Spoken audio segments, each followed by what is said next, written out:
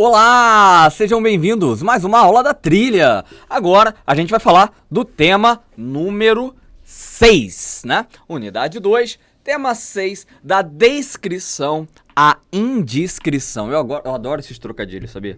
Não é trocadilho, mas essas são parônimos, né? São palavras com escrita próxima.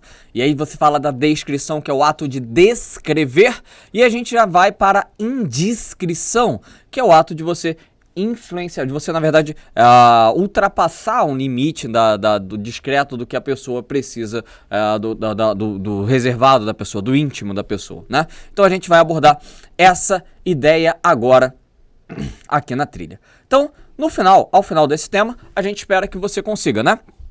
Pensar maneiras de se referir aos outros, compreendendo aquilo que Pensar nas maneiras de se referir aos outros, compreendendo aquilo que neles chama a nossa atenção. A questão é a seguinte: quando a gente fala, quando a gente descreve outra pessoa, quando a gente vai falar, a gente na verdade está sempre falando daquilo que no outro chama a nossa atenção.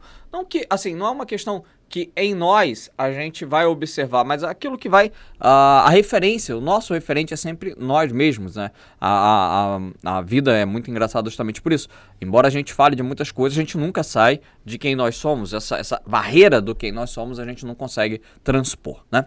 Entender que sempre construímos uma forma de representação acerca das outras pessoas. É o nosso segundo objetivo. Então, nós representamos. Aí eu sempre gosto de voltar, sempre volto. Caraca, o pessoal tá por aqui de escutar eu falando de Fernando Pessoa, né? A representação do outro. O Fernando Pessoa, ele consegue criar na representação do outro uma representação de si mesmo, né?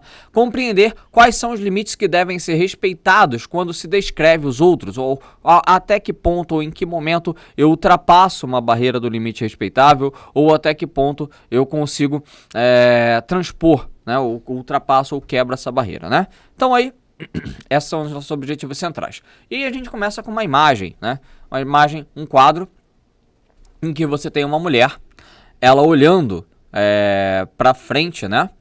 O quadro aí do Pedro, o nome dele é meio complicado de falar, né? Pedro Weingärtner. Não sei, deve ser alguma coisa nesse sentido. Então aí a gente vai para as primeiras provocações, né? As primeiras perguntas, né? O que você acha que está acontecendo na cena retratada? E o título da obra faz referência a que personagem ou a qual aspecto da obra? Se você olhar aí nesse quadro, você tem uma mulher aqui, né? A mulher está colocando um leque sobre o rosto. Ela não quer ser vista, tá vendo? Ela tá meio que se escondendo, como se fosse, ai meu Deus, lá vem aquele cara importuno. E aí o título, né? De novo, olha como é que esse cara tá querendo falar comigo de novo. E o cara tá aqui, ó, querendo, na verdade, ultrapassando o limite do aceitável. Ele tá aqui representado justamente a figura que dá título à obra. O título é O Importuno. Então essa é a cena que está sendo descrita, né? E o título da obra faz referência justamente ao indivíduo que está aqui sendo colocado à direita no quadro, né? É uma mulher que está se sentindo invadida na sua privacidade aí, no caso, pelo homem que está sendo colocado, que está representado ali na porta, o importuno. Então aí a gente tem algumas questões para chamar a atenção, né? O nosso livro, ele, após essas provocações iniciais, ele traz o quadro para a gente de novo, e aí ele chama a atenção para alguns aspectos específicos da obra.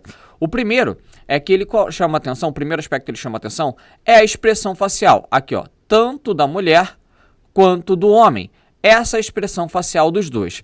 E aí ele fala o seguinte: a mulher parece olhar discretamente para nós, no caso, nós enquanto observadores, né? Mas conduz nosso olhar nosso olhar para o lado direito, onde um homem se coloca atrás de uma cortina que está levemente erguida. Então a mulher, ela embora olhe pra gente, sabe quando a pessoa olha assim pra você e falando assim, ó, meio balançando o queixo assim, pô, o cara aí, ó. É nesse sentido que ele está querendo dizer. Então a mulher, ela tá assim, olhando pra gente, com o olhar inclinado pra gente, desviando o olhar em relação ao rapaz, mas ao fazer isso você observa diretamente, ou a ideia direta de que ela estaria olhando pra ele. No segundo momento, o número 2, ele chama atenção pro pavão que está ali atrás, né? o pavão. Calma aí que eu vou achar que vou sinalizar aqui. Esse pavão aqui, tá vendo? O pavão ele ocupa um certo destaque na obra.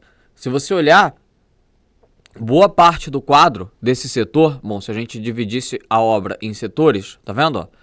Fazendo uma cruz aqui, na verdade a gente divide a obra, se fosse para analisar, dividiria a obra normalmente em 9 quadrantes. Se você fosse colocar aqui, dividindo a obra aqui assim, você teria o pavão ocupando todo um quadrante da obra, todo um setor. Então ele é uma figura de destaque, né? Então esse pavão muitas vezes representa o símbolo da vaidade, mas possui também outros significados, como o da grandiosidade, como os valores de grandiosidade e luxo. Então o pavão, que está ali ocupando uma figura central, ele faz referência justamente a outros fatores que a gente pode observar na obra. Essa mulher, ela não é uma mulher, é uma mulher com uma roupa de luxo da época, uma mulher que entende-se ou dá a entender que ela é uma mulher de certo destaque. Ela tem um leque, ela usa joias, né? Ela tem uma roupa, um vestido ali que chama a atenção. Todo esse contexto, sim, obviamente também se você olhar a representação do próprio quadro, ou da própria imagem, ou do que está sendo colocado nesse ambiente. O ambiente aparenta ser luxuoso. E lá atrás você tem justamente um rapaz, um homem, né, sendo colocado também utilizando um terno. No terceiro momento, o nosso material ele chama atenção para o chão, para essa figura aqui, esse carpete no chão, que é pele de animal, né?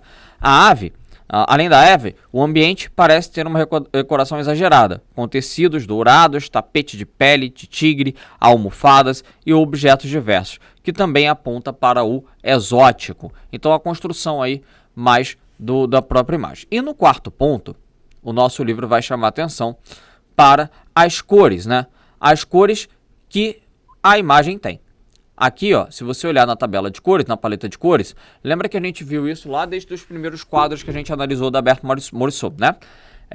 Os quadros evitam cores mais vibrantes, cores mais vívidas, eles visam transmitir uma sobriedade. Então, e essa sobriedade, ela indica luxo e requintamento. Então, assim, parece que a ideia do luxuoso e do requinte, aquela que eu havia falado antes, né, na figura da mulher, na figura do homem, né, esse requinte, ele é mostrado justamente também pelas cores que aparecem aqui no fundo. Observem que as paletas de cores são cores sóbrias. Essas cores sóbrias, elas ajudam a você reforçar aí a ideia de que aqui nessa obra você tem um aspecto mais luxuoso, mais requintado. Então, toda essa construção imagética, toda essa construção de imagem, toda essa construção de texto, ela faz referência aqui a um quadro e a gente começa a observar, a analisar, na verdade, essa importância de você entender o que é a descrição do outro, o que é você ir para o outro. Então aí, o que o nosso livro chama atenção, depois disso, é o seguinte, 2 tópicos que ele traz na página seguinte. Apesar de podermos ver de frente o rosto das 2 personagens, parece haver um jogo de esconde-esconde nessa tela. Ao olhar para o leitor observador, a mulher tenta transmitir a ideia sobre a chegada do sujeito, transmitir uma ideia sobre a chegada do sujeito inoportuno. Então, o que a mulher está tentando dizer ali? Ou ela pretende demonstrar desinteresse? Será que o sujeito que aparece é importuno porque interrompeu algo que estava acontecendo dentro da sala? Aí o nosso material ele já está superdimensionando a obra, né? Ou nós, como observadores, somos importunos ao atrapalhar a interação entre a dama e o cavaleiro. Então aí há diversas perspectivas, né, que você pode imaginar. Então as perguntas que são feitas, né, nesse sentido são questionamentos válidos, né, que por meio desses questionamentos você recria uma história da cena e mostra como o artista, né, ele coloca, né, nos coloca dentro de um espaço que deveria ser íntimo. Para o pintor, pode ser que nós sejamos intrometidos, curiosos em relação à vida dos outros, indiscretos. Afinal, a pergunta que verdadeiramente importa parece ser: por que nos interessamos tanto pela vida alheia? Então, a conclusão final, ao observar isso, ele cria, o nosso material ele traz para a gente uma série de reflexões, né, falando aí sobre quem seria importuno ou o que seria importuno. E aí a ideia no momento final é que, se da mesma forma que o rapaz ali, o homem, ele se coloca de forma importuna, o homem se coloca de forma pouco agradável, perdão, aqui, desculpa, se o homem se coloca de forma pouco agradável em relação à mulher ali, tá vendo? Nós, de certa forma, também estamos nessa cena e nos colocando de forma pouco agradável também, já que nós estamos invadindo o momento de privacidade de duas pessoas, ou só que a mulher de repente ela tem o interesse de ficar sozinha. Então é nesse caminho que o livro começa a interpretar, por esse caminho que o nosso material vai. Então aí, indo por esse caminho, a pergunta que nos surge é justamente essa: qual é esse limite? Lembra que um dos objetivos, uma das nossas metas é justamente essa. Qual é o objetivo entre o que você traz de perspectiva do próprio autor, né? A perspectiva do autor e você enquanto leitor interagindo com a pintura, e qual é o limite em que você acaba ultrapassando a barreira e também se tornando inoportuno nesse caso, né? Então, aí o nosso livro ele traz uma outra referência, que é um filme. Deixa eu passar aqui para que vocês possam visualizar comigo, que é um filme aí, né? O Grande Mérito da Janela, o filme que ele traz pra gente é Janela Indiscreta, né? Que aí você tem o nome em inglês e há uma resenha sobre ela. Então aí tá vendo, o Janela Indiscreta é um filme em que, de certa forma, a abordagem dessa indiscrição, desse ultrapassar o limite do que é discreto, ou ultrapassar o limite da descrição, invadir o espaço do outro, ele é colocado de uma forma mais ampla, uma forma que permite uma discussão um pouco maior. Então, aí eu vou lendo com vocês a análise. O grande mérito da Janela Indiscreta está em transformar uma simples história e uma história simples e aparentemente banal em uma excelente trama de mistério. As cenas são filmadas em um único ambiente, o apartamento do protagonista. Ele não sai dali durante todo o longa-metragem, participando de todas as tomadas. Então esse protagonista na Janela Indiscreta, ele acaba sendo colocado ali como o grande narrador, ou o grande narrador não, o grande observador. É através dos olhos dele, a partir da ótica dele, que a gente consegue entender todo o texto, que a gente consegue entender o contexto que ali é colocado. Beleza? Aí, a gente tem, o nosso livro traz uma descrição também de uma fala. Ele reproduz uma fala, né? Nesse filme, também, o fotógrafo, ele tá com a perna quebrada e ele não pode sair de casa. Então, a partir disso, ele começa a observar os seus vizinhos pelas janelas. Essa é a ideia do filme. Só que aí, essa descrição, essa história aparentemente banal, ela ganha outros contornos. Então a imagem, o filme vai desenvolvendo e vai mostrando justamente o limite entre o observar e o ser indiscreto. E no final da análise desse filme, o nosso material traz ali um trecho entre o diálogo, né, dos dois, entre o diálogo entre os protagonistas, que é a Lisa e o Jeff. Então, nesse diálogo, você vê ali, ó, Jeff, acha mesmo que um assassino deixar você ver tudo isso, ele não fecharia a persiana e ficaria escondido atrás delas? Aí o Jeff fala, ele pode ser muito esperto e estar tentando, né? Ele pode ser muito esperto e estar tentando demonstrar indiferença. Um assassino nunca iria ficar se exibindo em frente a uma janela, na frente de uma janela aberta. Aí o Jeff pergunta, e por que não? Aí a gente também, a partir desse momento, começa a refletir sobre a necessidade de se mostrar ou a necessidade de mostrar. Há um limite entre aquilo que você não mostra, aquilo que você quer mostrar. Há um limite entre o que você quer apresentar enquanto ser humano e aquilo que você acaba sujeitando e guardando para si mesmo. Então nesse limite, nessa dinâmica, nessa descrição que o filme acaba traçando, acaba colocando como paradigma. Então é isso que o filme acaba analisando aí, tá? Então aí, a discussão do filme. E aí, o final, ele vai mostrando pra gente, né? Sem os outros somos incapazes. Sem os outros, somos incapazes de viver em sociedade e até de construir nossa própria identidade. Ademais, a convivência social exige certa dose de representação, um certo jogo de aparências, né? Mas vigiar a vida alheia não é um direito nosso. Então, no final, a conclusão que se chega é justamente essa, né? A ideia de que, embora nós consigamos viver, ou nós tenhamos, nós somos obrigados, né, a viver em um mundo em que há um certo cinismo, há um certo jogo de representação entre os indivíduos. Isso não é uma tônica, ou isso não é a realidade da nossa própria existência. Isso não é o que a gente tem que levar para sempre. A gente tem a possibilidade, tem e deve questionar e julgar e analisar e observar melhor essas questões, né? E aí eu coloquei a reflexão final sobre esse filme, da Janela Indiscreta, que ele fala o seguinte: mas até que ponto buscamos ver mais do que é mostrado? Ou quais histórias criamos com base no pouco que nos chega? Mais ainda, o acesso às janelas nos leva a pensar sobre quais devem ser os limites desse interesse em relação à vida alheia. Será que podemos, sem ser desrespeitosos ou inconvenientes, fazer inferências acerca das alegrias, dos descontentamentos, dos olhares vagos e das aflições dos outros, em última instância? Será que nós também estamos optando por apresentar algo diante das janelas, a persianas escancaradas? Então é justamente essa ideia, e aí eu expando um pouco o debate, ou a conversa que eu estou tendo aqui com vocês, para a questão das redes sociais, né?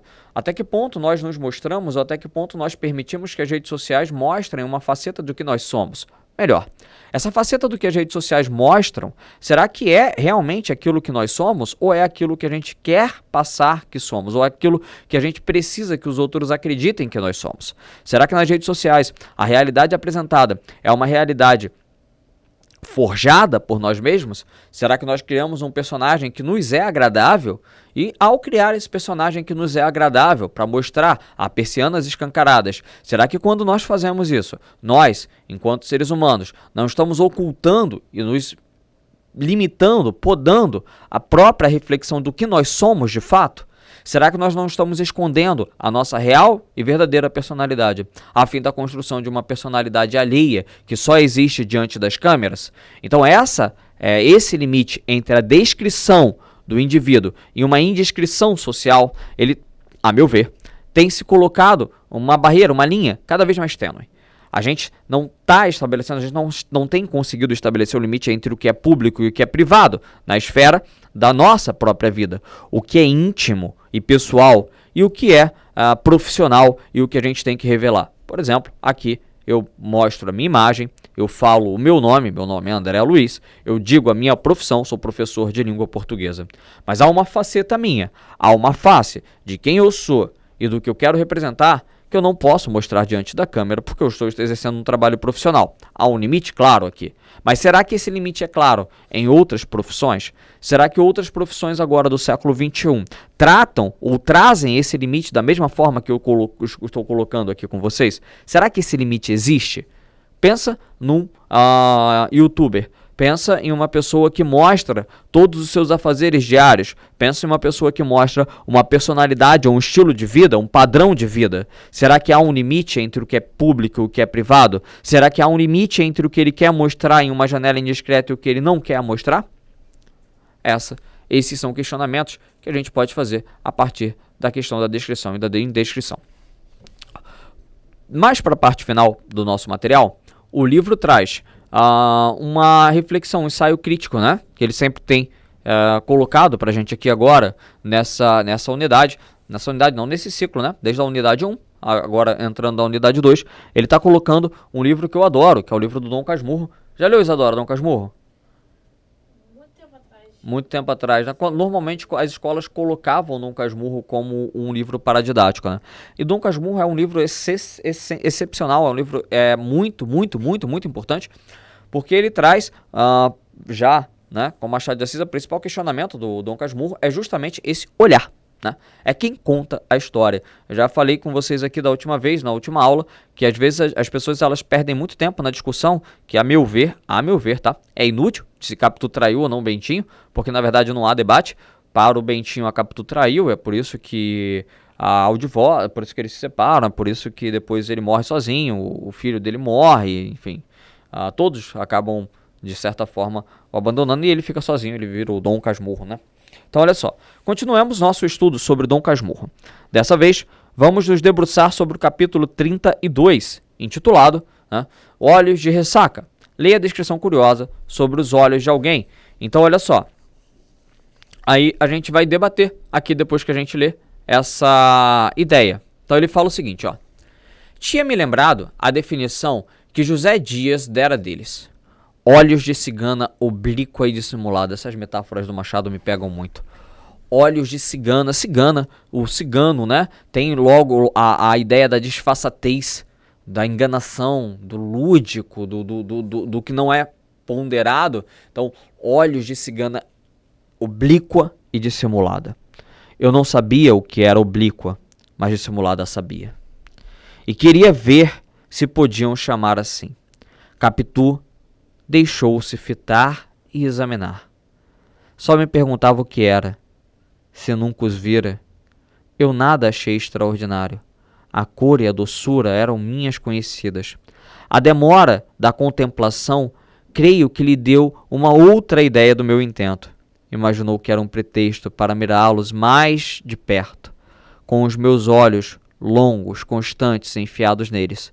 E a isso atribuo que entrassem a ficar crescidos e sombrios, com tal expressão que... Aí a gente vai pro próximo tópico, respondendo aqui o primeiro questionamento que ele faz. Ao pedir para ver os olhos de Capitu, o narrador justifica-se para o leitor da seguinte maneira. Tinha me lembrado a definição que José Dias é o questionamento que ele faz, né? José Dias dera deles olhos de cigana oblíqua e dissimulada. Aí ele fala o seguinte, né? Eu não sabia o que era oblíqua, mas dissimulada sabia e queria ver se podiam chamar assim. Ao final do capítulo, é possível dizer que ele concorda com José Dias. E aí, se a gente observar o ponto, o último tópico do capítulo, vou abrir aqui para que eu possa ver, eu não coloquei aí para vocês, que ele termina assim, ó. Que ele fala da retórica dos namorados, que é a passagem anterior, só que ele termina assim, eu mesmo, vai embaraçar-me o cabelo todo, isso sim, se embaraçar, você desembaraça depois, vamos ver. Aqui, no final, o capítulo ele termina num diálogo entre eles e depois vai para o penteado. Mas o que nos chama a atenção é justamente essa retórica dos namorados que eu vou ler aqui para vocês, vou colocar para a gente ler juntos, para que nós possamos ler juntos. A retórica dos namorados dá-me uma comparação exata e poética para dizer o que foram aqueles olhos de Capitu. Não me acode imagem capaz de dizer, sem quebra da dignidade do estilo, o que eles foram e fizeram. E me fizeram. Olhos de ressaca? Ele pergunta. Vá, de ressaca. É o que me dá a ideia daquela feição nova. Traziam não sei que fluido misterioso e energético, uma força que arrastava para dentro, como a vaga que se retira da praia nos dias de ressaca.